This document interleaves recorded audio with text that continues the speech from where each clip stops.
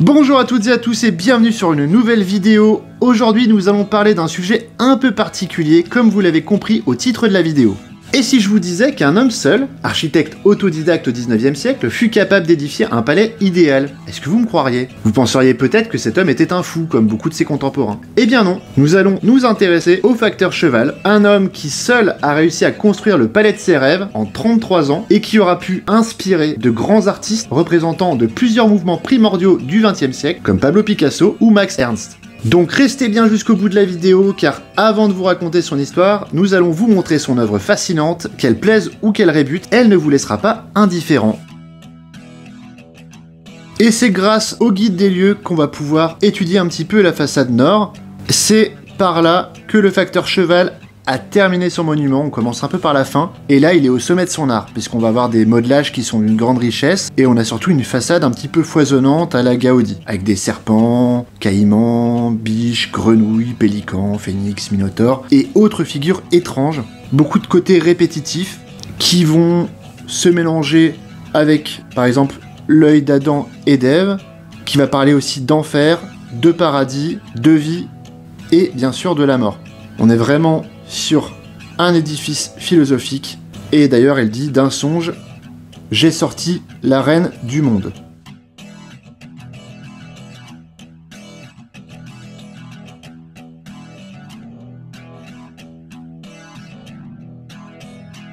On verra ça à la fin de la vidéo quand on racontera l'histoire du facteur cheval.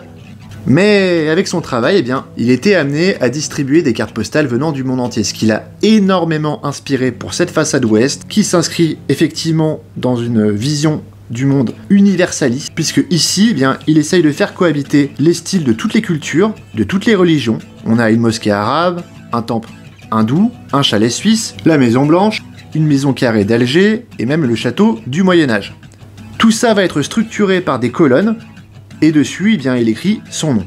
Cette façade, elle invite au voyage, dans son cas, lui, c'est plutôt un voyage onirique, et surtout, elle donne accès à une galerie des sculptures au temps primitif. Donc c'est un peu l'invitation au voyage d'un homme qui voyageait uniquement par l'esprit, et qui faisait, on le verra un peu plus loin dans la vidéo, des trajets de maximum 40 km, mais pour ramener des pierres étranges. Et là, on va rester tout à fait dans ce style.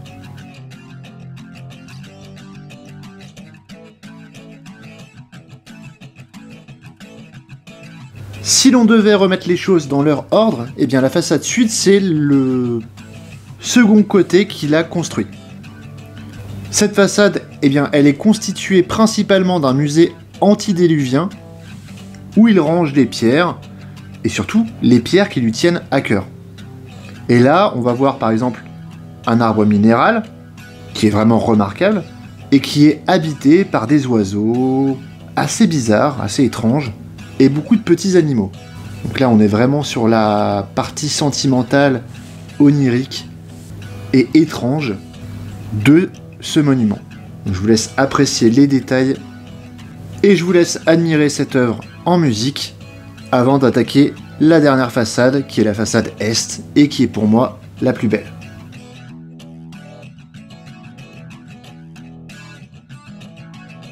Là, on peut lire « Ce que Dieu écrivit sur ton front arrivera ». On sent énormément de philosophie, surtout beaucoup d'humour entremêlé à chacune des phrases que le facteur a gravées ou écrit sur les murs. Voilà, je vous laisse regarder les pierres, et c'est assez incroyable, à savoir que beaucoup de ces pierres n'ont pas été sculptées, mais simplement ramassées en fonction de leur forme. Mais ça aussi, on le verra plus tard.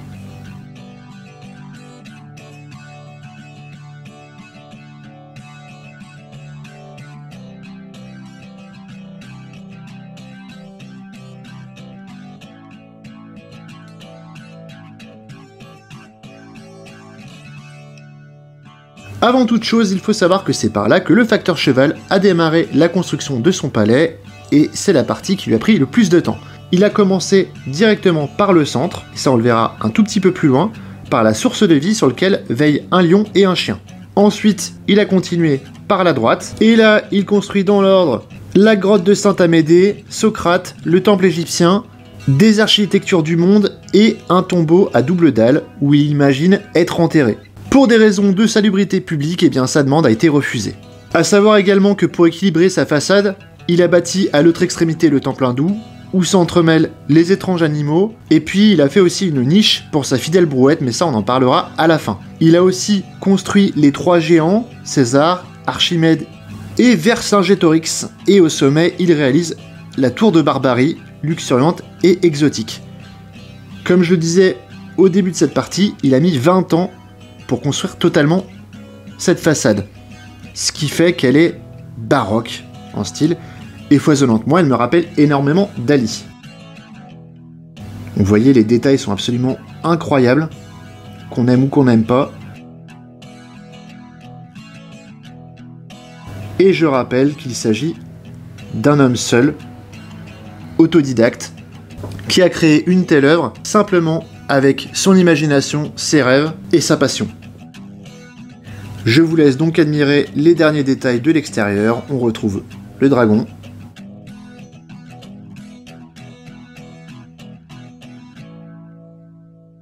la date, ça on le verra un peu de partout.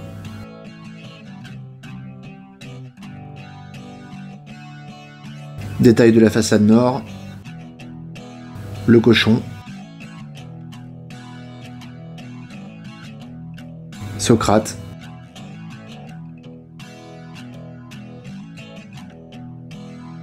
et ensuite on va regarder un petit peu en haut avant de s'engouffrer dans la galerie.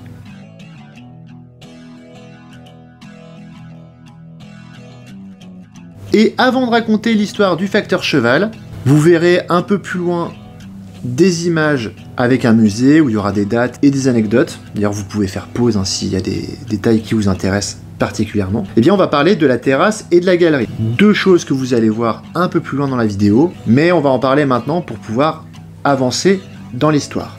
Alors tout d'abord, on a la terrasse. La terrasse, c'est là où on a pris des photos un peu grand angle, et c'est surtout là que le facteur cheval a choisi de placer sa pierre d'achoppement, ce qui est à l'origine de la construction du palais idéal. Donc cette pierre, elle trône à proximité de l'arbre de vie, et c'est pour ça qu'il a construit sa terrasse ici. Et cette terrasse, vous le verrez un peu plus loin avec les photos qu'on a prises dessus, eh bien elle offre un point de vue assez incroyable sur la partie haute du monument, et on va également y aller juste après ces images-là. Donc on y voit, depuis la terrasse, les pèlerins, les oiseaux, les tourelles, et pour y accéder, on a 3 escaliers.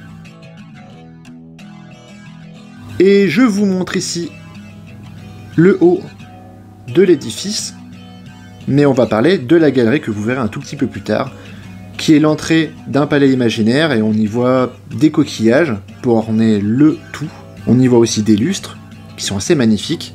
On y voit un imaginaire un petit peu onirique, avec un bestiaire assez fascinant, un petit peu comme à l'extérieur. Et un peu de partout, on va voir des citations qui sont gravées par le facteur cheval et qui montrent le travail qu'il a pu faire autour de ce monument, quelques traits d'humour, un peu de modestie aussi quand même, et on y voit ses rêves de grandeur, avec notamment des phrases comme « Ce rocher dira un jour bien des choses ». On y lit également un poème, « Ton idéal, ton palais », envoyé par un poète de Grenoble. Ce poète, c'est Émile Roux, Parassac, qui a été écrit en 1904 au facteur cheval, et c'est ce poème qui a donné son nom au monument. Et enfin, en 1912, il va enfin terminer son œuvre en lançant un défi au monde. Et il va marquer 1879-1912, 10 000 journées, 93 000 heures, 33 ans d'épreuve, plus opiniâtres que moi se mettent à l'œuvre. Donc invitation à bosser un petit peu et à se remettre en question. C'est assez facile de connaître la biographie du facteur cheval. Déjà, il a écrit son autobiographie sur des carnets d'écoliers. Ça, on le verra à la fin de la vidéo, il y a un fac-similé qui est édité et qu'on peut trouver en vente. Et vous verrez à la fin de la vidéo, eh bien simplement un espace muséographique où on voit sa biographie, comment il a construit le palais et les artistes qu'il a influencés. Alors ce qu'on sait de lui, c'est qu'il est né à Charmes en 1836. Il vient d'une famille rurale pauvre et il travaillait au début avec son père. Au tout début, il était apprenti boulanger et il faisait des petits boulots jusqu'au moment où il est devenu facteur, et il sera représenté par son métier puisqu'il va rester facteur pendant presque 30 ans puisqu'il prendra sa retraite à 60 ans. On sait qu'il a eu 2 enfants, dont un qui est décédé en bas âge. On sait qu'il a aussi survécu au décès de son épouse et qu'il a eu une 2e femme avec laquelle il a eu une fille qui perd la vie à seulement 15 ans. Donc beaucoup de tragédies dans sa vie et un besoin de rêver, de créer, pour se sortir un petit peu de la réalité. Pour le reste, on a pas mal de témoignages de ses contemporains qui le jugeaient comme quelqu'un de fou, puisqu'on le voyait se promener de partout avec sa brouette, ramasser des pierres, et il faut savoir que, eh bien, il construisait son palais dans son potager. Et personne n'imaginait qu'est-ce qu'il était en train de faire. D'ailleurs, c'est avec la dot de sa seconde épouse qu'il va pouvoir s'acheter le lopin de terre de Hauterive. Il y avait aussi pas mal de spectateurs qui disaient qu'il était fâché avec l'orthographe. Eh bien, il faut savoir qu'il maîtrisait très mal la langue française, parce qu'il a eu une scolarité vraiment très courte, de 1842 à 48. Mais il a quand même eu son certificat d'études. Vous pouvez retrouver sa biographie complète sur internet, c'est assez facile, mais ce qu'il faut retenir, c'est qu'il est né le 19 avril 1836 et qu'il est mort le 19 août 1924.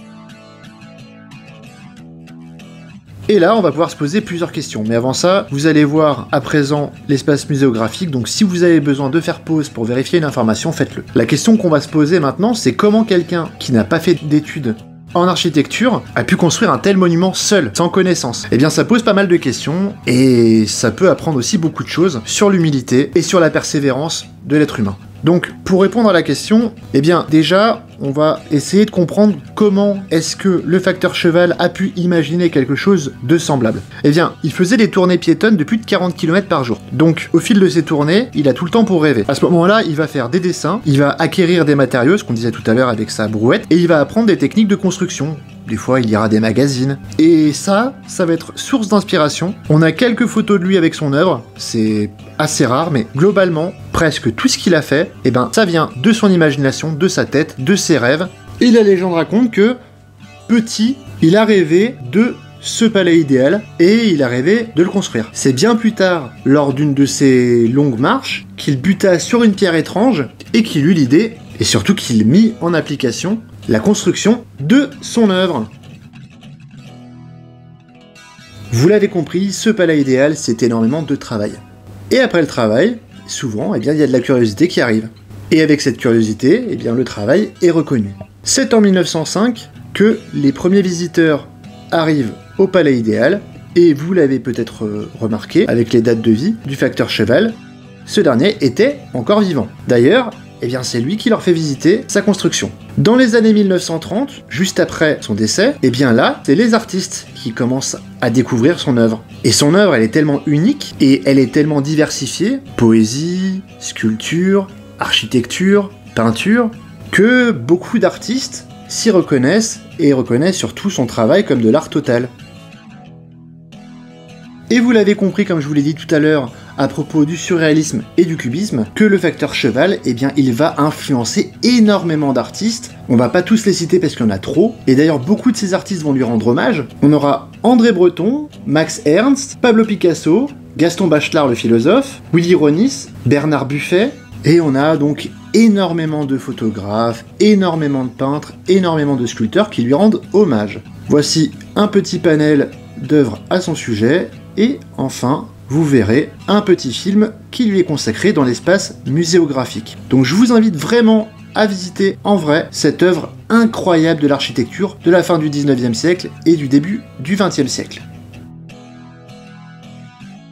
Et pour terminer, on peut aussi parler du fait qu'il a fabriqué lui-même son tombeau à l'âge de 76 ans, qu'on peut aussi le visiter, qu'il est tout aussi singulier que le palais, et qu'il est au cimetière du village des Hauterives, et qu'il est décédé à l'âge de 88 ans. Et il a fait certifier son œuvre comme sincère et véritable dans les cahiers que vous voyez sur les dernières images.